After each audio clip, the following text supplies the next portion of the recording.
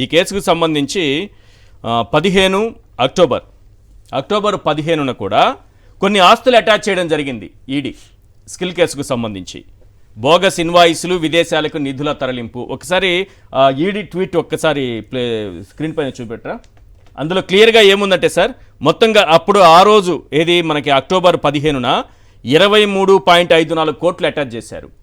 23.54 కోట్లు అటాచ్ చేశారు. ఇక్కడ క్లియర్గా రాశారు, ED Hyderabad has provisionally attach immovable and movable properties amounting to rupees 23.54 crores under the provisions of the PMLA 2002 in a case relating to misuse of funds in the Andhra Pradesh State Skill Development Corporation Siemens project. The said project was meant to promote skill development and entrepreneurship in Andhra Pradesh. చాలా క్లియర్గా skill development స్కామ్కు సంబంధించి వీళ్ళ ఆస్తులు attach చేయడం జరిగింది. Siemens నాటి ఎండి ఆస్తులు 23 కోట్లు అటాచ్ చేశాము. ఇదివరకే 31 కోట్లు అటాచ్ చేస్తున్నారు. మొత్తం కలిపి 54 కోట్లు అటాచ్మెంట్ జరిగింది. తర్వాత ఈ కేసులకు సంబంధించి వాళ్ళు పెట్టినటువంటి ఇంకో ట్వీట్, అంటే గతంలో ఒక ఏడాది క్రితం అరెస్టులకు సంబంధించి ఇంకో ట్వీట్ ఉంటుంది. ఒకసారి ఆ ట్వీట్ కూడా ఒకసారి పెట్టండి. ఈడీకి సంబంధించింది.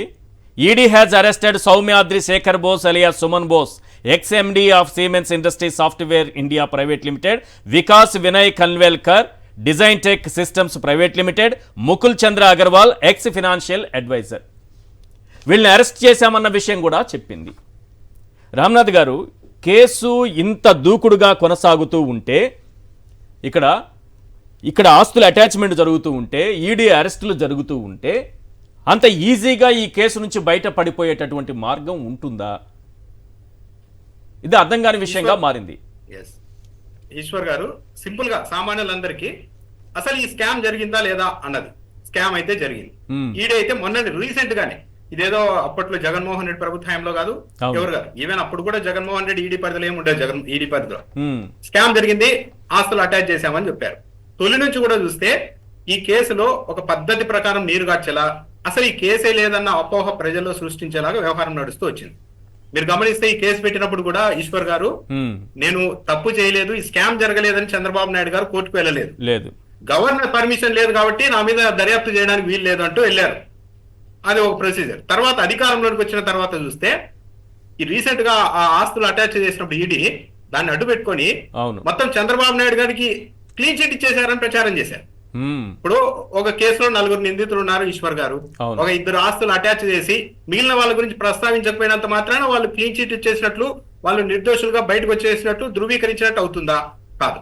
ఒకటి, అదే రోజు మీరు బాగా గమనిస్తే ఒక పత్రికలో, తెలుగుదేశం పార్టీకి అనుకూలం అని పేరున్న ఒక పత్రికలో, వీళ్ళ ఆస్తులు అటాచ్ జరిగిన మరుసటి రోజే ఈ కేసులో చంద్రబాబు నాయుడు గారికి క్లీన్ చిట్ ఇచ్చేసింది ఈడీ అని రాశారు. ఒక ఆంగ్ల దినపత్రిక కూడా రాసింది. ఆ కింద పేరాలోనే ఇంకోటి రాశారు. మళ్ళా ఎవరు చెప్పారు మాకి అంటే, మా పత్రికకు, వాళ్ళంటే పేరు రాసుకొని మరి, మా పత్రికకు ఈడీలోని విశ్వసనీయ వర్గాలు చెప్పాయని చెప్పారు. ఒక ముఖ్యమంత్రి మీద ఈడీ క్లీన్ చీట్ ఇస్తే విశ్వసనీయ వర్గాలు చెవులో ఫోన్ లో చేసి చెప్తారండి, ప్రకటన ఇస్తారు కదా. సింపుల్.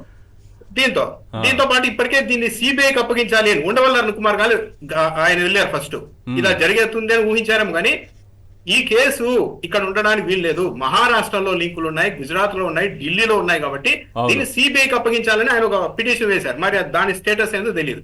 తిలక్ గారు, చంద్రబాబు నాయుడు గారు ముఖ్యమంత్రి అయిపోయారు, మొత్తం వ్యవస్థ అంతా ఆయన చేతిలో ఉంది, సిఐడి వాళ్ళని అందరినీ బెదిరిస్తున్నారు కాబట్టి ఆ కేసు డైరీలన్నీ కోర్టులు స్వాధీనం చేసుకునేలాగా ఆదేశాలు వేయండి అని తిలక్ గారు వెళ్ళారు. అక్కడి వరకు అసలు ఈ స్కామ్ జరిగిందా లేదా అని 4 పాయింట్లు ఎవరికైనా ఈజీగా అర్థమవుతుంది ఈశ్వర్ గారు. ఈ ప్రాజెక్ట్ ఏంది? సీమెన్స్ తో ప్రభుత్వం ఒప్పందం. యాక్చువల్లీ ఏం చెప్పారు స్టార్టింగ్ లో, మనం ప్రభుత్వం కేవలం 10% నిధులు ఇస్తే చాలు, సీమెన్స్ సంస్థ 90% నిధులు గ్రాంట్ ఇన్ ఎయిడ్ గా, అంటే ఉచితంగా 90% నిధులు ఇస్తోంది అని చెప్పారు. ఇలా ఎందుకు చెప్పారు అంటే, ఏదైనా ఒక ప్రైవేట్ సంస్థతో ఒప్పందం చేసుకోవాలి అనుకుంటే టెండర్లు పిలవాలి ఓపెన్ గా. అవును. కానీ అదే సమయంలో ఏదైనా ఒక ప్రైవేట్ సంస్థ ఉచితంగా గ్రాంట్ ఇచ్చి మరి ప్రాజెక్టు చేయడానికి ముందుకు వచ్చినప్పుడు మాత్రం టెండర్లు పిలవాల్సిన అవసరం లేదు. ఈ సీమెన్స్ ప్రాజెక్టును ఈ విధంగా ఓకే చేసుకోవడానికి, అసలు టెండర్ల ప్రక్రియ లేకుండా ఎవరు పోటీకి రాకుండా వాళ్ళకి అప్పగించడం కోసం జీవోలో ఏం చెప్పారు, 90% వీళ్ళు గ్రాంట్ ఇన్ ఎయిడ్ గా ఉచితంగా 90% నిధులు ఇస్తారని జీవోలో చెప్పారు. ఎంఓయూలోకి వచ్చేసరికి మాత్రం 90% వీళ్ళు నిధులు ఫ్రీగా ఇస్తారన్నది లేదు. ప్రభుత్వం 371 కోట్లు ఇస్తుందని చెప్పారు. అంటే ఆ ఉద్దేశం ఏంటి? కావాలని మిగతా సంస్థలు రాకుండా ఈ సంస్థకే ఈ డబ్బులన్నీ అప్పగించాలన్న ఉద్దేశంతోనే వీళ్ళు ఒక టెండర్ చేశారు అన్నది అయితే స్పష్టంగా అర్థమవుతుంది. ఇంకా విచిత్రం, ఎంఓయు ఇన్ని కోట్ల రూపాయల, వందల వేల కోట్ల రూపాయల ఎంఓయు జరిగినప్పుడు డేట్ ఏరా అండి ఎంఓయులో? సంతకాలు, సాక్షి సంతకాలు లేవు ఈశ్వర్ గారు. అంటే ఆ రోజు కరెంటు పోయింది, సుమన్ గారు చెప్పిన దాని ప్రకారం అయితే కరెంటు పోయింది, చీకట్లో నేను పెట్టలేకపోయాను అన్నారు, కొవ్వొత్తులు తెచ్చిపెట్టారు అని అన్నారు. ఇప్పుడు ఎట్లా ఉంటుందంటే, తాడి చెట్టు ఎందుకు ఎక్కావు అంటే పశువులకు గడ్డి కోసం అన్నట్టుగా ఉంది. నమ్మే వాళ్ళు నమ్మచ్చు, నిజంగానే ఆ రోజు కరెంట్ పోయిందేమో అని. కానీ వందల కోట్ల ప్రాజెక్టు, విలువైన ప్రాజెక్టు మీద సంతకాలు చేసినప్పుడు, ఎంఓఏ జరిగినప్పుడు కరెంటు పోయిందని చెప్పేసి అక్కడ బ్లాంక్ గా వదిలేసి వెళ్తారా? ఇక్కడ తెలిసిపోతుంది అలా. సరే, మొబైల్స్ ఉంటాయి కదా, క్యాండిల్స్ దాకా ఎందుకు? మొబైల్స్ ఉంటాయి కదా, మొబైల్ లైట్లన్నా ఆన్ చేసుకోవచ్చు కదా, క్యాండిల్స్ అని చెప్పారు ఆయన. అంటే అదంతా అబద్ధమని నాకు అర్థమవుతుంది మనకి. అంటే ఫోన్లు స్విచ్ ఆఫ్ అయి ఉంటాయి. అంటే ఫోన్ లాయర్ కాబట్టి క్వశ్చన్ వేశారు, నేను ఆన్సర్ చెప్తున్నా. సుమన్ కన్వెల్ గా, ఆయన పేరు సుమన్ బోస్. ఆ రోజు ఫోన్ స్విచ్ ఆఫ్ అయిపోయి ఉండొచ్చు, బ్యాటరీ లేదు, ఛార్జింగ్ లేదు. ఇంకోటి కూడా ఇబ్బంది ఉంటుంది, సెల్ ఫోన్ ఆన్ చేస్తే సంతకాలు చేయాల్సి ఉంటుంది, డేట్లు వేయాల్సి ఉంటుంది.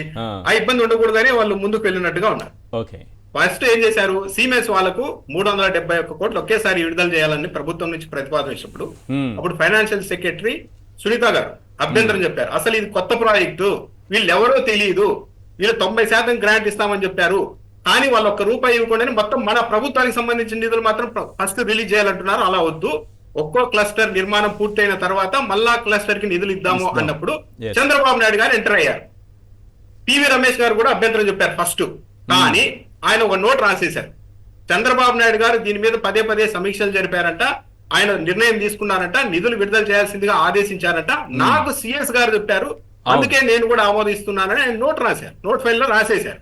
ఇక్కడ క్లియర్ గా అర్థమవుతుంది కదా. మొత్తం 13 చోట్ల చంద్రబాబు నాయుడు గారు సంతకాలు కూడా పెట్టారు. ఇది ఇప్పుడు కాదు, 2018లో తెలుగుదేశం పార్టీ అధికారంలోనే ఉన్నప్పుడు ఒక విజిల్ బ్లోయర్, ఇది మీ రాష్ట్రానికి సంబంధించిన నిధులన్నీ సెల్ కంపెనీలు కొల్లగొట్టబోతున్నాయి, అలర్ట్ అవ్వండి అని చెప్పి ఏపీకి సంబంధించిన ఏసీబీకి సమాచారం ఇచ్చారు. పాపం ఏసీబీ అధికారులు అమాయకంగా మన రాష్ట్ర ప్రజాధనం ఎక్కడో ఎవరో తీసుకెళ్తున్నారంట అని రంగంలోనికి దిగి దర్యాప్తు మొదలు పెట్టంగానే విత్ ఇన్ డేస్ లోనే ఆగిపోయింది. ఎందుకు ఆగిపోయింటుంది ఈశ్వర్ గారు? అప్పుడు ఎవరు అధికారంలో ఉన్నారు? అప్పుడు ఎవరు అధికారంలో ఉన్నారు 2018లో? చంద్రబాబు నాయుడు గారు అధికారంలో ఉన్నారు. ఓకే, ప్రభుత్వ పెద్దల ప్రమేయం లేనిది ఏసీబీ అంత హఠాత్తుగా దర్యాప్తు చేయలేరు కదా. ఇది సిమెన్స్ కంపెనీ అని చెప్తున్నారు. జర్మనీలోని ప్రధాన కార్యాలయానికి వెళ్ళి అడిగితే, అసలు మేము ఇలా గ్రాంటీలు ఉచితంగా డబ్బులు ఇవ్వరా బాబు, అసలు మాకు సంబంధమే లేదు, ఇది మాకు సంబంధం లేదని చెప్పేశారు. మరి ఎక్కడంటే స్కామ్ జరగలేదని ఎలా చెప్తారు? నిధులు అయితే మళ్లించేశారు, నిధులు వెళ్ళాయి, అవి ఎక్కడ ఆగాయి అన్నది సిఐడి మొన్న చెప్పింది. సో ఇంత క్లియర్ గా కేసు కనపడుతూ ఉన్నప్పుడు ఏమీ జరగలేదు. ఈ కేసులో అటాచ్లు జరుగుతున్నాయి, ఆస్తులు అటాచ్లు జరుగుతున్నాయి, అరెస్టులు జరుగుతున్నాయి, కానీ కేసు లేదంటారు. ఇంకో విచిత్రం ఏంటంటే, ఒక నేషనల్ మీడియాతో మొన్న ఇంటర్వ్యూ చేశారు చంద్రబాబు నాయుడు గారు ఈ ఈడీకి సంబంధించిన వ్యవహారం వచ్చినప్పుడే. మరి ఆ నేషనల్ మీడియా జర్నలిస్ట్ గారికి సొంతంగా ఎవరు చెప్పారో, లేకుంటే ఏమైనా ప్రీ ప్లాన్ గా ఇంటర్వ్యూ ప్లాన్ చేసి ఈ క్వశ్చన్ అడగండి అని చెప్పారేమో, కానీ మీకు ఈ కేసులో ఈడీ క్లీన్ చిట్ ఇచ్చేసింది కదా, ఏమి మీరు నేరం చేయలేదని ఈడీ చెప్పింది కదా, మీరు ఎలా ఫీల్ అవుతున్నారని ఆమె అడిగేశారు. అంటే నేషనల్ వ్యాప్తంగా క్లీన్ చిట్ ఇచ్చేశారు అనే ఒక విధానాన్ని తీసుకెళ్ళకైతే ప్రయత్నం చేశారు. దీంతో పాటు అసైన్ ల్యాండ్ స్కామ్ అనేది అందరికీ తెలిసిండేది. ఫస్ట్ ఏం చేశారు, ఇది గవర్నమెంట్ అసైన్ అనేది మీకు గవర్నమెంట్ ఫ్రీగా ఇచ్చి ఉంటుంది కాబట్టి, ఇప్పుడు రాజధాని ప్రజా రాజధాని కడుతున్నారు కాబట్టి గవర్నమెంట్ మీకు ఎలాంటి సాయము పరిహారం ఇవ్వకుండానే సొంతం చేసేసుకుంటుంది, మీరు మొత్తం లాస్ అయిపోతారు, కాబట్టి ఒక 10 లక్షలు ఇస్తాం మాకు ఇచ్చేసేయండి అని చెప్పి 100,000 ఎకరాలు రాయించుకున్నారు. అలా 100,000 ఎకరాలన్నీ పెద్దల చేతుల్లోనికి వెళ్ళిన తర్వాత ఒక జీవో తెచ్చేసుకున్నారు, ఏదో అసైన్ ల్యాండ్లకు కూడా మనం పరిహారం ఇవ్వబోతున్నాము, ప్యాకేజీలు ఇస్తున్నాము అని. అప్పుడు ఎవరంటే నాశనం అయిపోయింది, చేతులు మారంగానే వాళ్ళు కోటీశ్వర్లు అయిపోయారు. పాపం అప్పటి వరకు భయపడి నిజంగానే ఉచితంగా లాగేసుకుంటారేమో ఇనక్కనుకున్న వెనుకబడిన వర్గాల వాళ్ళంతా దెబ్బతినిపోయారు. ఇక ఆ ఇన్నర్ రింగ్ రోడ్ కూడా వ్యవహారం అదే. కరెక్ట్ గా తీసుకెళ్లి లింగమనేని ఎస్టేట్ దగ్గరికి తీసుకెళ్లారు, హెరిటేజ్ భూముల దగ్గరికి తీసుకెళ్లారు, నారాయణ గారి భూముల దగ్గర తీసుకెళ్లారట. మరి ఇవన్నీ ఎలా జరుగుతాయి సార్? క్విట్ ప్రోకో లేని. At same time Lingamaneni Ramesh గారి భవనంలో చంద్రబాబు నాయుడు గారు ఉంటారు. ఇంత క్లియర్ గా కనపడుతున్నప్పుడు ఏమీ జరగలేదు. మరి ఈ కేసులు పురోగతి అంటే ముందుకు సాగాలి అంటే ఏం జరగాలి? సిబిఐకి ఇవ్వాలా, పక్క రాష్ట్రానికి బదిలీ చేయాలా, ఇంక వేరే మార్గాలు ఏమైనా ఉంటాయా, ఎలా? ఇప్పుడు సిబిఐకి ఇచ్చినా కూడా సిబిఐ కేంద్ర ప్రభుత్వంలో ఉంది.